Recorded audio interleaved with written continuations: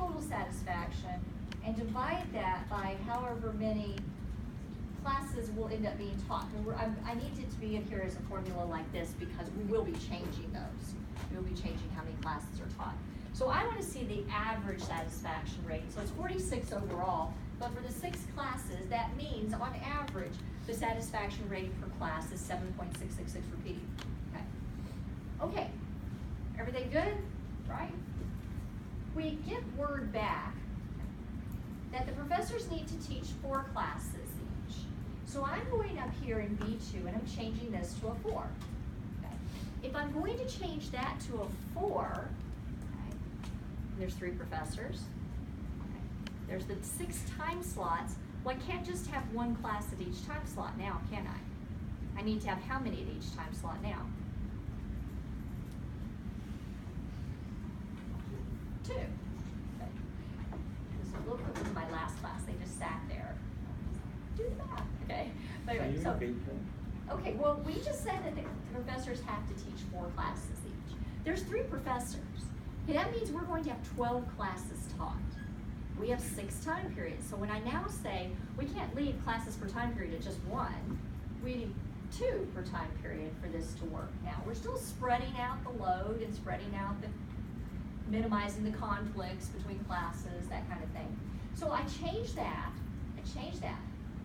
I go right back into Solver because all I've done is change 2 input values. I've not changed a constraint. I haven't done anything. I'm going straight back into Solver and resolving it. I mean, just redoing it. Click solve again. That's all I do. I had total satisfaction 46, satisfaction per class of 7.66. I solve it. Interestingly enough, I have a total satisfaction of 92. Of course, there's 12 classes now, not 6. My satisfaction per class is 7.66 repeating. What's the formula in cell B23? B23. Oh, it's dividing B22 by the sum of this row right here. How does a professor have 2 classes At the Right. same time. Yeah. Okay, so you solve this, and the best solution when they were teaching, when there was 1 class at each time, was a 1, 1, 1, 1, 1, 1. So what's the best solution when they're teaching, when there's 2 at each time? 2, okay? I mean, that's why you see this exactly doubled, and this is the same. So there's another one of these where you look at it, scratch your head, and say, oh, I wasn't thinking that would happen. What was that? I got a different number than you did. Well, in which one? Could you go over it? Which thing has a different number in it? Total satisfaction and satisfaction per class. Oh, they both do? Yeah. Well, the total satisfaction is the sum product of the 4 and 2. Did you, all we did here was change this to 4 and this to 2. I have that, but in my results, and I got B16 for Professor 2 at 9 a.m. I got 2. You see how you have Professor 1 with 2? Yeah.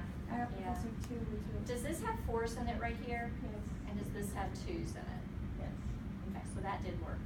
There's a formula somewhere, and I can't imagine what, because you just did it when it was 1s and all look the same.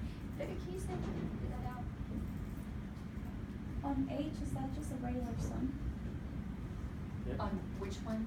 On H 15 to 17? Yes, they're just sums of the, yeah, they are just sums of the rows. Okay, so this solution is another one of those where you look at it and you say to yourself, wasn't expecting that to happen, or maybe you were expecting that to happen, but it's obviously that just doesn't work, okay? You can't have this. You can't have, this person teaching 4 classes can't be teaching 2 at the same time, and 2 at the same time. That's how they accomplish their 4 classes. So you now have, again, kind of like you weren't expecting the employee to not get a job, you have to address the fact that there's something else you have to constrain for. And we never really thought about this, but you have to constrain for classes per professor per time. I mean, if you think about it, you can't have, each professor can't have more than 1 class at a time. And so, I'm gonna put a 1 in there. A whole new thing that it never, perhaps occurred to you that was gonna need to be the case. And so, this is a little bit not too much.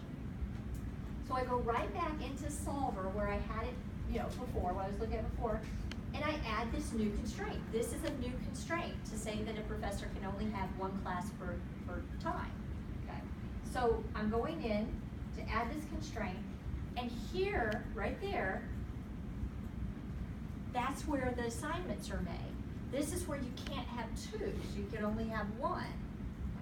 And so I go and say that that has to be less than or equal, I don't force it to be one, because everybody's not in a class at every time, less than or equal to this new value I just put right here, 1, okay?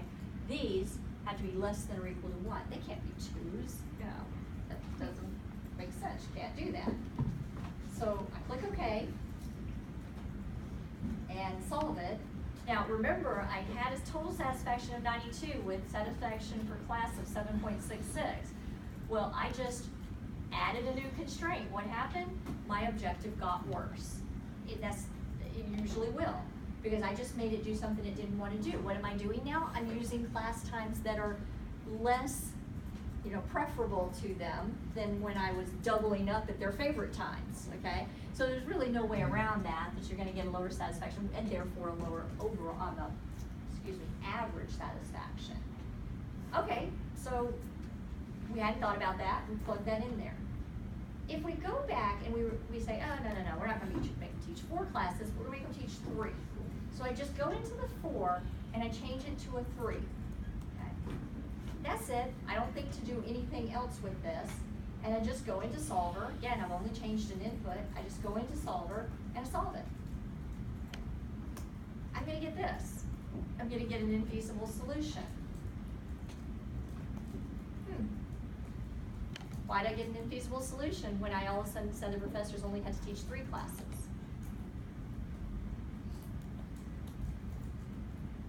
Because you needed 2 classes per time, so that would be 12 classes in total, but you only have 3 professors. Right. That kind of would teach 9.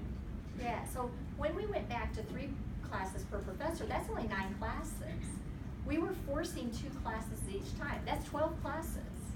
Okay, well, we can't force 1, that's only 6. We can't force 2, that's 2. We can't force a certain amount because you're not going to do half classes. And so this needs to change. This equal needs to change to what? Yeah, less than or equal to. Okay, we can't make it be 1, we can't make it be 2. It will be either 1 or 2, we would assume. We would assume that. And so if we make it, now me typing it in here is just for me to look at, okay? I have to go into Solver and find that constraint, right there, find that constraint. For me it's BG18, BG20, okay. Find that constraint and change it so it says less than or equal to, not equal to, okay, because the equal to won't work anymore. So I find that constraint, I change the equality to an inequality, and solve it. Okay, no longer infeasible. Kind of got our satisfaction for class back up really high again. Interesting though. We perhaps have a solution we might not have expected here as well. What's that? No class at 3 p.m. Yeah, I'm not offering any class at 3 o'clock. Now I get it that we can't force 1, we can't force 2, but when we say less than or equal to, we've opened up the possibility that that could happen. That one of the class times, or more, I suppose, no, not more, but one of the class times doesn't have a class in it. That wasn't the plan. I mean, it's not what we were thinking. So again, if it's not what you wanted to have happen, this is just like the employee 6 not getting a job. What do we need to add to this? A minimum constraint. We need to say that there's a minimum classes per time slot of 1. Okay. Now, when I'm going to actually add a new constraint in that way, this is what I'm going to do. I'm going to take this whole thing right here, cut it out, move it down, paste it back in. Because I want to sandwich that number between the minimum and maximum, because I just think that that looks better. I think it makes more sense and makes it more clear as to what's happening here. that what we assign has to be at least one, no more than two. And I think sandwiching it in between there makes some sense. I do need to reference that one up there. Where'd it go? Right there, minimum number of classes, absolutely reference it.